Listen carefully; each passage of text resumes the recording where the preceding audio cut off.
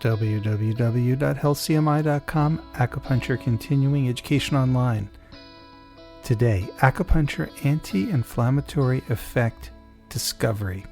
This was published at HealthCMI on August 19, 2020. Let's take a look. Harvard Medical School neuroscientists conclude that acupuncture regulates inflammation in response to bacterial infections. The study finds acupuncture effective in ameliorating the effects of pro-inflammatory cytokine storms.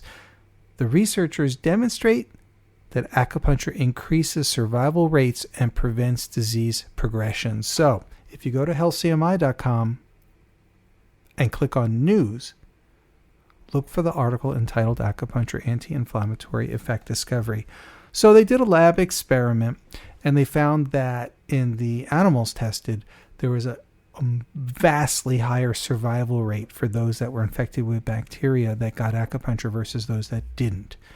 This is not unusual for an acupuncturist to understand, but it's nice to have studies showing how it works. This study was funded through the Harvard MIT Grants Program in Basic Neuroscience and from the U.S. National Institutes of Health. So what they did at Harvard Medical School was basically test how does acupuncture work and what results can be expected. And they got right into the biochemical pathways, what neuropeptides were affected, what cells were affected by acupuncture. And they found indeed that acupuncture is very specific to different types of electroacupuncture stimulation, or different points behave differently and have different effects on infection. So we know that for bacteria. Naturally, we want to also have more testing done. So we want to see what pathways are affected in the antiviral pathways that acupuncture can activate. So this detail is quite wonkish. You can look at what dopamine receptors are activated by what acupuncture points, and you really get kind of deep into the anti-inflammatory aspects of Chinese medicine. So this research team was from the Dana-Farber Cancer Institute, Department of Neurobiology at Harvard Medical School, and also other people, including people from the Department of Neuroscience at Baylor College of Medicine in Houston, Texas, and the McNair Medical Institute in Houston, Texas. So a lot of great minds going to work here. I invite people to come and take a look. Now, why is this important? Well, in Chinese medicine, we've known for a heck of a long time that acupuncture can bring fevers down and help people recover. But what we needed was North American-based research. And why? Because if we're going to have acupuncture covered by insurance or by Medicare, Medicaid, whatever system in Canada, Mexico, we do need the local research to show it. Because why? Yeah, the research has been done in Great Britain and Australia. It's been done in Taiwan, of course, and Japan. Incredible research, China. But without local institutions showing how acupuncture works, it really doesn't make headway into the system itself. So basically, this will increase access to care by having a more basic understanding of the neuroscience behind acupuncture and how these cytokines affect genes and target cells. So I hope you really enjoy this article. It's nice to have this come out of Harvard's neuroscientists to really give people a feeling of what they can expect and why. I would like to see some other points tested. Now, they tested, for example, stomach 25 and stomach 36. But most acupuncturists know if you think that works, try Do 14, governing vessel 14. That point is going to be even more powerful against both bacteria and virus, and we know that for thousands of years, and we see that every day with patients. However, there's also a lot of modern research showing exactly how Do 14 works. Now, for a wellness treatment, acupuncturists know that Do 14, 13, and 12, sometimes combined with stomach 36, large intestine 11, is your classic wellness visit. So that could be done for kind of a boosting immunity effect, or as an antifebrile or antibacterial, antiviral effect. So Do 14, 13, 12, Dazoi, Dada, Jiansu, plus large intestine 11, and stomach 36, which is Zhusan Li. It's a very comfortable treatment, very relaxing treatment. It can be done seated. So this is something I find very approachable. I would like to see that ancient prescription tested, because while they're doing individual points here, you get additive and synergistic effects by combining points. So again, this is something that can really help people, and I'll give you some situations where you're going to find it really interesting. I'll give you one example. Had a young patient come in, very athletic, but she kept getting bone implants in her ankle from a soccer injury. She got a little divot in the ground, caught it, really injured the bone, and started to necrose, die off. So they replaced it. They put a little bone plug in there, but it necrosed again and again and again and again. And they finally, after the fourth time, they said, look, if it doesn't take, we're going to have to amputate your ankle, from the ankle down, from the foot. Now, this is an incredibly athletic young woman in her 20s. Good circulation, good health, good diet, good outlook, lives to play soccer. This is unthinkable. So I thought, everything they're doing is just about right. With the wound care and everything, it just looks like the circulation is a little poor in that one area, so it can't quite heal.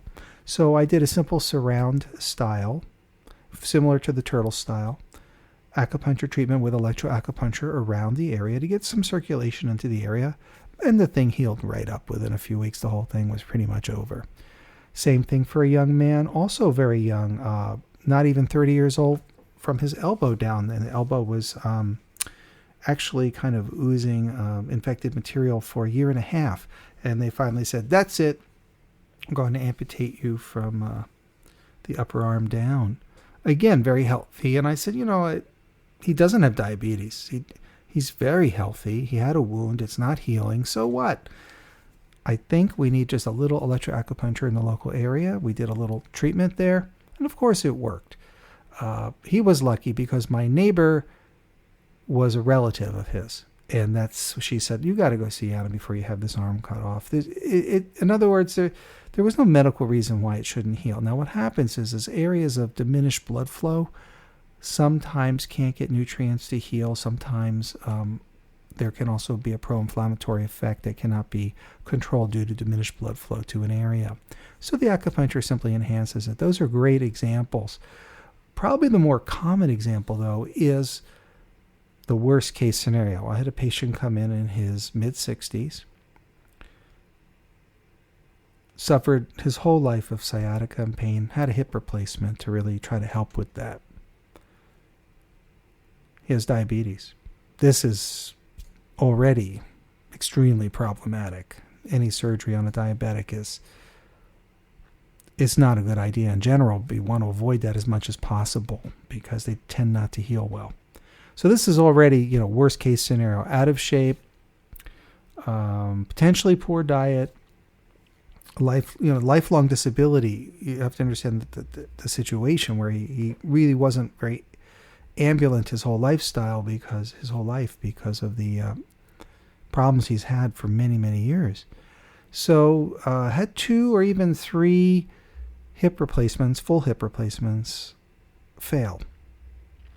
And he was getting antibiotics, and he had all these surgeries to try to make them work and get rid of the infection and all of this stuff. And they basically said, we're going to have to amputate the leg.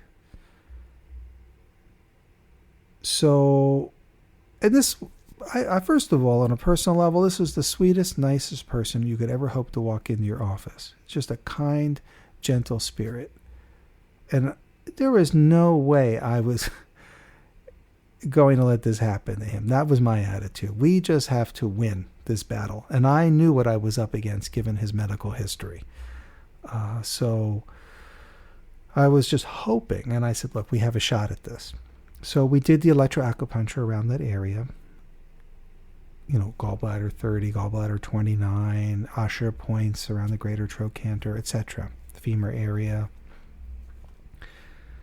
And it worked. It took a while, and we did some follow-up care. I wasn't taking any chances with that patient. We did quite a few treatments within a 2 or 3 month period. And then we did some monthly follow-ups for a while, just in case. And it worked.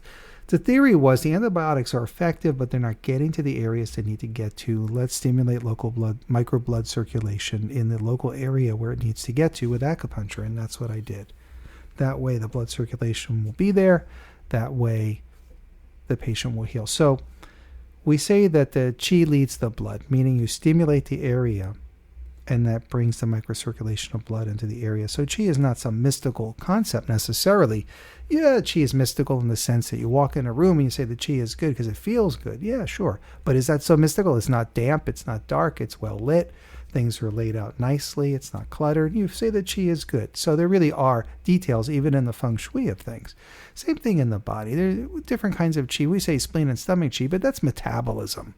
So these are ancient terms we're using. So when we say that qi leads the blood, we mean we're stimulating different sympathetic and parasympathetic impulses from the autonomic nervous system as a result of local stimulation of the needle, which then change the functional connectivity in the brain centers to stimulate the endocrine system to secrete the proper chemicals to increase microcirculation of blood in the local region. It's the same thing. We see this over and over in research. We know this from the MRI studies, and we certainly know this from the study from Harvard University. So again, the Harvard Medical School neuroscientists, through the Harvard MIT grants program in neuroscience, was able to measure the exact biochemical pathways and measure out beta-2 adrenergic receptors and how they respond, how the responses work, how the dopamine receptors, how they work. So they really got kind of deep into it and took a lot of the mystery out of it. So it's great to have some local research. And I wanted to share some local vignettes with you of how things work. We also see this with people with chronic viral disorders. One of the problems, if you get a viral infection, any viral infection, doesn't matter, coronavirus, influenza, Epstein-Barr, you name it, they can lead to chronic fatigue-like syndromes. Now, in Chinese medicine, we say broadly that the infection is there. We'd say the heat and toxins are still there on a subclinical level. That's how we would say it. But you would also say the disease itself it kind of burned out your energy. So we say it caused qi deficiency or blood deficiency. So we have to nourish the body, strengthen the body, and also clean out the rest of the toxic material. So we clear heat and toxins, tonify qi and blood. And so we get a lot of people slowly out of those circumstances with chronic illness. We've seen that over and over again. So that's another great application of the wellness visit that I described earlier, and something that can slowly pull people out of something where they're so exhausted. Sometimes what people don't realize is many kinds of suffering. One of them is pain, obviously. Another is nausea. It's tremendous. There's all kinds of suffering. But one of them is exhaustion. And we can pull people out of that extreme fatigue and exhaustion. People have it so that it's labored just to take the next breath. So it simulates, even with a clear emotional palette, it simulates depression because there's just not enough energy to lift the energy of the body or the qi to feel good. And so that's another function of Chinese medicine, to strengthen the body and bring back that level of energy, including helping patients after a long and protracted illness. We do this after chemotherapy. We do it for fibromyalgia patients. Those are very challenging cases, of course, because they're so deficient. We have to really support and gently bring people back. So I want to thank everyone for listening today. I'm Adam White, licensed acupuncturist. Until next time, www.healthcmi.com.